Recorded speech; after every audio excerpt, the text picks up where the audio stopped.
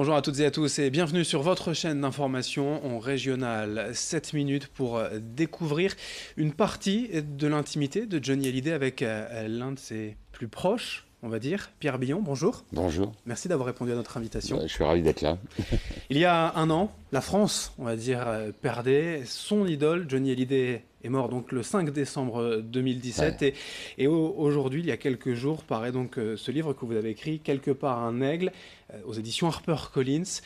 Vous étiez un proche de Johnny Hallyday, je le disais, un ami, un confident, mais aussi une relation de travail, un producteur. Vous avez aussi composé et écrit pour lui. Oui, j'ai été beaucoup de choses pour lui. J'ai commencé d'abord par effectivement écrire des chansons, puis j'ai fini par être son producteur, et après j'ai commencé à être son ami au moment où j'étais son producteur, mais j'ai été vraiment son ami d'une façon plus intime à partir du moment où on a fait les road trips ensemble, à partir du moment où on a commencé à faire beaucoup de sport ensemble, et puis beaucoup de voyages moto ensemble, et de choses merveilleuses. Et donc on est devenus très amis, et on l'est resté pendant pratiquement 40 ans, quoi, voilà. Comment vous l'avez connu à l'origine? Je l'ai connu parce qu'on faisait les shows. Moi, j'étais sur Sardou. Hein. Oui. J'ai travaillé avec Michel depuis une éternité. C'était mon ami d'enfance. Et Vous puis avez on bossait d'ailleurs composé ensemble. Je vole. C'est moi qui ai fait Je vole, 10 ans plus tôt, fin des années 80, Voilà. ces chansons-là. Et j'ai été producteur de Michel. J'ai fait Lille il n'y a pas longtemps. On a fait Lille justement avec Michel en concert il n'y a pas longtemps. Et c'était très agréable de le faire. Je crois qu'on est passé 4 jours de suite ou une chose comme ça. On a joué pas loin. Et donc... j'ai connu Johnny à ce moment-là parce qu'on faisait les shows des Carpentiers, ce qu'on appelle Maïté et Gilbert Carpentier, et il y avait des chansons one shot à écrire pour eux, qu'on faisait juste une pour un spectacle, et j'avais fait une chanson pour Johnny à ce moment-là qui était amusante, et puis après il avait trouvé ça sympa, tellement sympa que j'ai fait une deuxième chanson, mais là qui d'un seul coup était pour le disque et qui s'appelait Le cœur en deux, et qui a très très bien marché, et puis après j'ai oublié de vivre, voilà. Et donc après, il m'a demandé de l'entraîner, d'être sportif, parce qu'il avait besoin de se mettre complètement en forme pour faire le spectacle de Mad Max, qui était le spectacle du survivant. Vous Et ce l'avez qu'on a fait créé dans le ensemble. début des années 80, je crois. Oui, jusqu'à 80, bien sûr. Ouais. Je suis resté avec lui en tant que producteur pendant 4 ans. Ouais.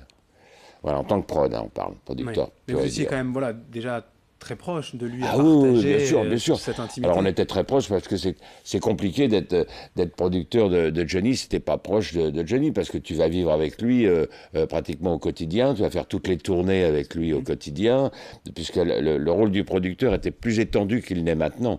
Maintenant, un producteur est quelqu'un qui fait principalement que les disques, tu vois. Alors que nous, à l'époque, on faisait les disques, on l'aidait, moi je le aidais à monter la scène, à monter le tour de chant, et puis à faire les spectacles, et finalement j'étais en tournée avec lui toute l'année, quoi. Qu'est-ce qui vous a permis de créer cette amitié, l'amour de la musique, du rock, des États-Unis, de la moto, un peu tout Ouais, ça? je pense on était très très similaires, oui, on était très amis et très similaires, on aimait les mêmes choses, c'est-à-dire on aimait les mêmes genres de films, on aimait la moto, on aimait le rock'n'roll bien évidemment, on était tous les deux branchés sur des guitares tout le temps, parce que je ne pouvais pas passer ma vie sans avoir une guitare, lui pareil. Il aimait les belles bagnoles, bon, moi aussi, il aimait les motos, moi aussi, il aimait la littérature américaine, tu vois, de tout ce qui était, tout ce qui est bien sûr Tennessee Williams et tout ça, il aimait la peinture de Norman Rockwell, voilà, c'était quelque chose qu'il aimait, quoi. C'était facile ou difficile d'être l'ami de Johnny Hallyday, puisque vous avez eu une parenthèse dans cette amitié après, Oui, justement, notamment le spectacle de Mad Max? oui, il y a eu une parenthèse. Alors, c'était à la fois facile à partir du moment où tu savais avec qui tu étais ami. Tu savais que tu avais un truc qui était quand même incroyable comme copain. Donc, c'était une amitié toujours teintée de respect et teintée de boulot.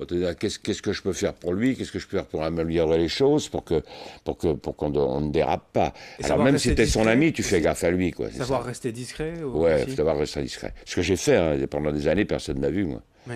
Est-ce que vous étiez Ni aussi avec donc Sardou, ami d'ailleurs. avec voilà, Michel Sardou, Liza Minnelli Ouais. aussi, c'est voilà, quand même ce Mais que c'est l'on peut Sardou qui m'a découvrir fait aussi. sortir de l'ombre, cet enfoiré. Parce on a fait quand j'ai produit son dernier album, c'est moi qui ai fait son dernier album avec mon associé Jean Morat, donc on a fait le dernier album, et Michel me dit, bon, bah, maintenant que tu m'as fait faire l'album, on va faire une tournée. Je dis, d'accord, on va partir en tournée, bien sûr. Mais il me dit, mais tu vas être sur scène avec moi. Ah, je dis, bah, si tu veux, mais bon, je me suis remis à ça, et puis je me suis mis sur scène avec lui, ce que j'avais pu faire depuis un bon moment. Et puis là, il m'a mis en lumière, il dit, voilà, c'est mon ami depuis 40 ans, et voilà.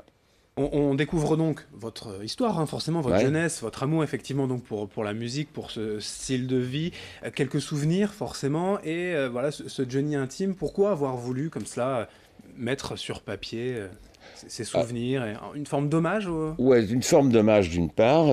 Plein de gens m'ont demandé, une forme d'hommage pour Sardou aussi d'ailleurs, parce que tous ces gens-là m'ont demandé de me mettre en lumière. Ben, j'ai dit les gars, on va y aller. Hein. Et puis j'avais, à la mort de Johnny, dès les mois qui ont suivi, j'ai entendu beaucoup de choses en télé, dites en télé par les médias, enfin dites sur Laetitia, et qui n'étaient pas gentilles pour elle. Et il se trouve que moi je l'avais vu. Être parfaitement digne avec mon pote jusqu'à la fin. Alors, je me suis dit, quand même, c'est bizarre, tous ces gens-là que j'ai jamais vus dans l'entourage, qui ont dans l'impression qu'ils ont passé leur vie avec Johnny et ils n'arrêtent pas de dire des choses que je ne reçois pas comme étant vraies. Donc, je me suis dit, je vais faire un livre en disant ce que moi je pense, parce que moi, Ah ouais. moi je l'ai vu, moi. Vous Ça, avez je connais. vous avez dit par exemple, là, Laetitia n'aurait pas passé 24 ans Mais avec évidemment, lui si elle était le diable, c'était sincère. Ce que évidemment, des fans de Johnny évidemment. aujourd'hui doutent. Johnny était pas un imbécile.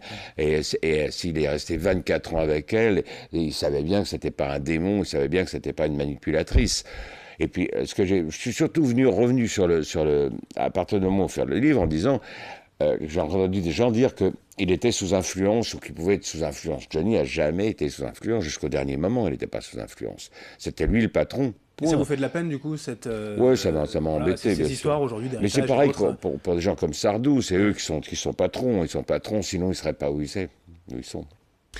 En tout cas, des souvenirs, vous en avez plein la tête Plein. aujourd'hui, des images, voilà, de Plein. souvenirs, de road trip aussi avec lui en moto. Ouais, C'était ça, énormément. peut-être les plus belles, les Pour plus moi, beaux moments. ouais, c'est les plus bons moments pour moi avec Johnny. C'est quand on partait et qu'il n'était plus Johnny Hallyday. C'est ça.